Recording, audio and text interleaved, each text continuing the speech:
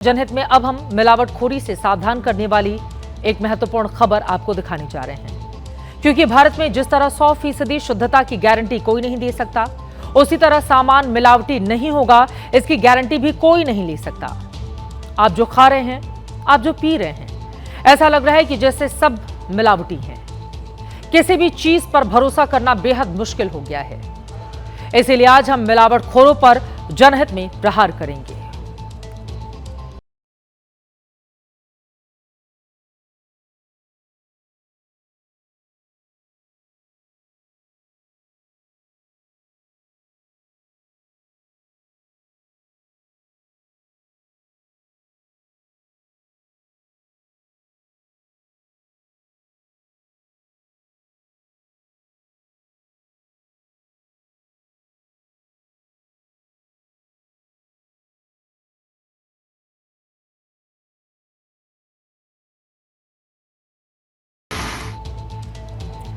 आपके सामने दो वीडियो रख रहे हैं, एक यूपी का, दूसरा महाराष्ट्र का है।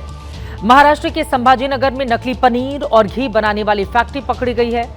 उत्तर प्रदेश के कानपुर में नकली हल्दी बनाने वाली फैक्ट्री का भंडाफोड़ हुआ है। मतलब घी, पनीर, मिठाइयों में मिलावट को तो हम भारत के लोग स्वीकार कर ही चुके हैं, लेकिन अब तो मसालों के नाम पर भी मिट्टी पत्थर बाजार में उपलब्ध है, वो भी एकदम बढ़िया पैकेजिंग के साथ। कानपुर में मिलावटखोरों के गिरोह का कारनामा दिखाते हैं, जहां पीतांबरा उद्योग नाम की फैक्ट्री में धड़ल्ले से नकली हल्दी बनाई जा रही थी। खाद्य विभाग की टीम ने जब छापा मारा तो वहां जमीन पर हल्दी के ढेर लगे पड़े दिखे। हल्दी की जांच हुई तो पता चला कि यह तो चावल का पाउडर है, जिसमें पीला रंग बनाकर हल्दी का कलर दिया जा रहा है। परफ्यूम डाला जाता है ताकि हल्दी की सुगंध आए। फिर इस नकली हल्दी को पैकेट्स बनाकर बाजार में सप्लाई किया जा रहा था, जिसे देखकर खाद्य विभाग की टीम भी हैरान रह गई। यहाँ पाया गया कि ये लोग चावल के कुछ एसेंस और कलर मिला के हल्दी बना रहे हैं, और इनके पास मिर्चा भी है जिसमें भी रंग की मात्रा काफी ज्यादा पाई जा रही है। इस तरह से करीब 4 लाख से अधिक का माल यहाँ पे सीज किया गया है। 6 नमूने एडल्ट्रेंट्स के और इनकी हल्दी के, चावल के, कलर के यहाँ से संग्रह किए गए हैं, जिसको जांच के लिए भेजा जा रहा है।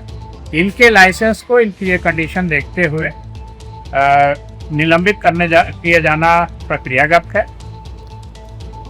देश का कोई भी ऐसा राज्य नहीं है जहां मिलावटखोरों का रैकेट ना चल रहा हो। महाराष्ट्र के संभाजीनगर में नकली दूध, नकली घी, नकली पनीर बनाने का खेल कितने बड़े पैमाने पर चल रहा था, उसे जब आप देखेंगे तो आपके होश उड़ जाएंगे। यहां अमूल दूध डेयरी नाम की एक फैक्ट्री पर एफडीए की रेड हुई तो वहां भारी मात्रा में नकली पनीर, गाय का नकली घी और मिलावटी घी बनाने में इस्तेमाल होने वाले क्रीम का भारी स्टॉक बरामद हुआ।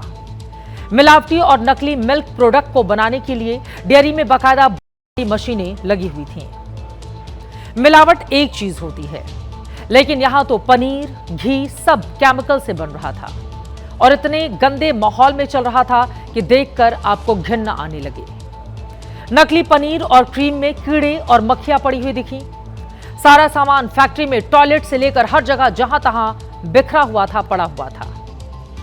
कार्रवाई के दौरान प्रशासन की टीम को डेयरी में सोयाबीन रिफाइंड ऑयल से भरे प्लास्टिक के ड्रम मिले। फैक्ट्री से जब्त पूरे सामान की कीमत करीब 3 लाख रुपए से ज्यादा बताई जा रही है। जांच में सामने आया है कि सोयाबीन ऑयल से ही भारी मात्रा में एनालॉग या आर्टिफिशियल पनीर बनाया जा रहा था। अब आप ये भी समझ लें कि आर्टिफिशियल या एनालॉग पनीर असल में होता क्या है।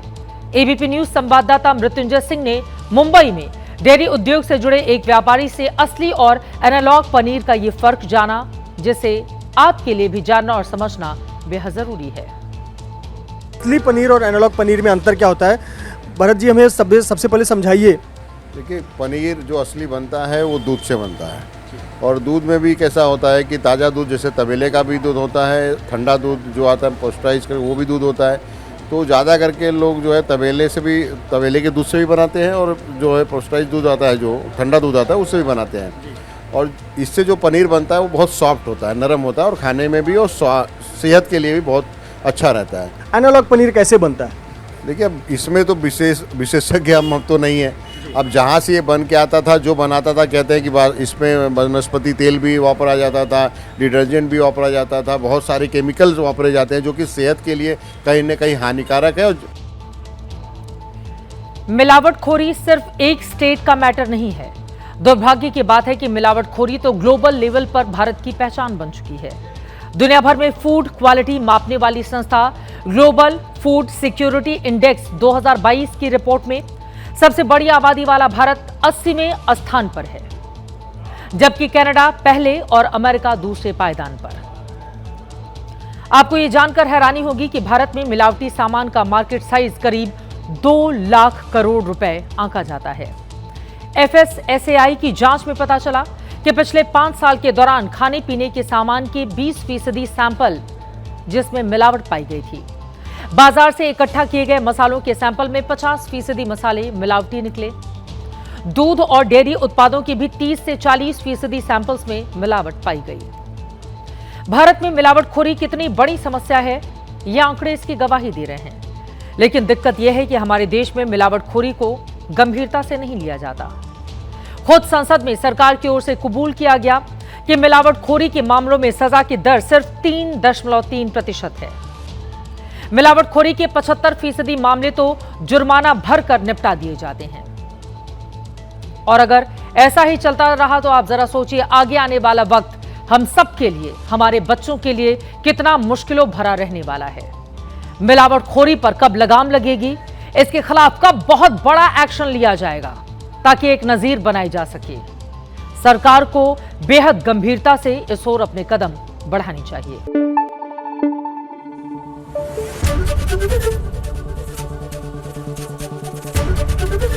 ABP न्यूज आपको रखे आगे।